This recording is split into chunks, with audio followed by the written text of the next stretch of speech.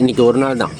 நாளைக்கு ரொம்ப அற்புதமான அந்த சிறப்பானதொரு பௌர்ணமி தினம் வந்து நமக்கு வருது. ஐப்பசி பௌர்ணமி அப்படிங்கிறது நம்ம பார்த்ததுலேயே ரொம்ப சிறப்பான ஒரு பௌர்ணமியாக இருக்க போகுது அப்படின்னா அதில் மாற்றுக்கிறது இல்லை.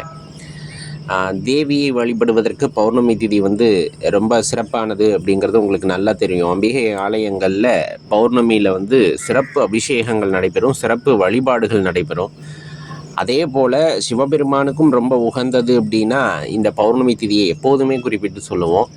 அதுலேயும் ரொம்ப சிறப்பாக பார்த்திங்க அப்படின்னா அன்னங்களால் அபிஷேகம் செய்து அதுலேயும் பார்த்திங்க அப்படின்னா கோடிலிங்க தரிசனம்னு சொல்லக்கூடிய ஒரு அமைப்பில் நம்மால் வந்து சிவாலயத்தில் தரிசனம் செய்ய முடியும் அப்படின்னா இது ஐப்பசி பௌர்ணமி அப்படிங்கிற ஒரு சிறப்பான நாளில் மட்டும்தான் முடியும் அப்படிங்கிறத தெரிஞ்சுக்கணும்.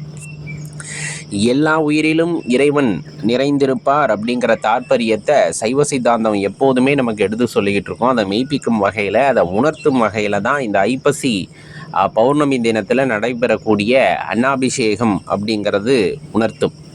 எல்லா உயிரிலும் மட்டுமல்ல, எல்லா பொருட்களிலும் வந்துட்டு நீக்கமர நிறைந்திருப்பது எம் பெருமான் சிவபெருமானே அப்படின்னு உணர்த்துவதற்காக, அதே போல் அந்த உணவுக்கான மரியாதையை நம்ம கொடுக்கணும். அது எவ்வளவு முக்கியமான விஷயம். நம்ம ஒரு என்ன சொல்கிறதுன்னா, நம்ம உயிர் வளரணும் அப்படிங்கும்போது அந்த உயிர் இருக்கு இல்லையா, அது ஒரு நிலைத்தன்மையாக இந்த உடலில் நிறைந்திருக்கணும் அப்படின்னா சர்வவியாபியாக வியாபித்திருக்கின்ற சிவபெருமான், அந்த சிவம் எல்லா பொருட்களிலும் நிறைந்திருக்கிறது, அந்த உணவுப் பொருட்களிலும் நிறைந்திருக்கிறது. அதை நீ எடுத்துக்கொள்ளும் பொழுது அந்த உயிர் அப்படிங்கிறது உன் உடலில் நிலை பெற்றிருக்கும். அப்போ அந்த உணவையும் நாம் தெய்வமாக வழிபட வேண்டும், மதிக்க வேண்டும் அப்படிங்கிற தாற்பயத்தை உணர்த்தும் வகையிலே அந்த கோடிலிங்க தரிசனமாம் சிவலிங்கத்தின் மீது அன்னங்களை வந்துட்டு நிறைத்து அலங்காரம் செய்து நாம் செய்கின்ற வழிபாடு அமைகிறது அப்படிங்கிற தாற்பயத்தை நாம் உணர்ந்து கொள்ள வேண்டும்.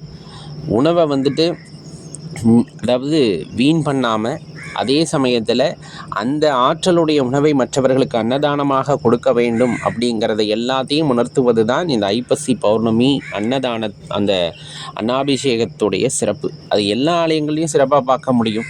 அதுலேயும் ரொம்ப பார்த்தோம் அப்படின்னா, இப்போ நம்ம தஞ்சை பெரிய கோவிலாக இருக்கலாம், அல்லது கங்கை கொண்ட சோழபுரமாக இருக்கலாம். இந்த மாதிரி இடங்களில் நடைபெறக்கூடிய அந்த அலங்காரம் அப்படிங்கிறது ரொம்ப சிறப்பானதாக இருக்கும். நீங்கள் பார்த்துருப்பீங்க.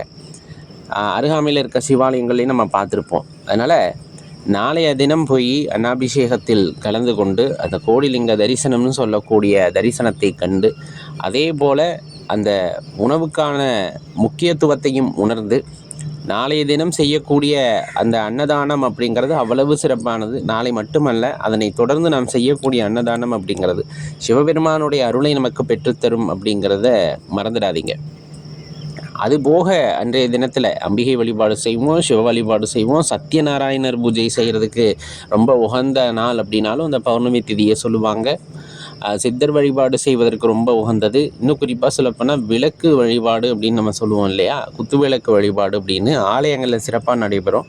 அந்த வழிபாடு செய்வதற்கும் ஏற்ற நாளாக அமைந்திருக்கிறது தான் இந்த பௌர்ணமி திதி, ஐப்பசி பௌர்ணமி திதி. ரொம்ப பெரிய பௌர்ணமி சொல்லப்போனால். தவற விடாதீங்க, வழிபாட்டில் கலந்து கொள்ளுங்கள். அபிஷேக ஆராதனைகளில் சிவாலயங்களில் கலந்து கொள்ளுங்க. நம்மளால் முடிஞ்ச விஷயங்களை வாங்கி தந்து அந்த கோடிலிங்க தரிசனம்னு சொல்லக்கூடிய அன்னாபிஷேக விழாவில் கலந்து கொள்ளும் பொழுது கண்டிப்பாக மனது அப்படிங்கிறது அமைதியாகும், மனதிலே ஒரு தெளிவு பிறக்கும். இறைவன் அப்படிங்கிறவருடைய தாற்பயத்தினுடைய அடிப்படை என்னங்கிறது நமக்கு புரிய வரும். தவற விட்டுறாதீங்க, உன் நண்பர்களுக்கும் தெரியப்படுத்துங்க. நன்றி, வணக்கம்.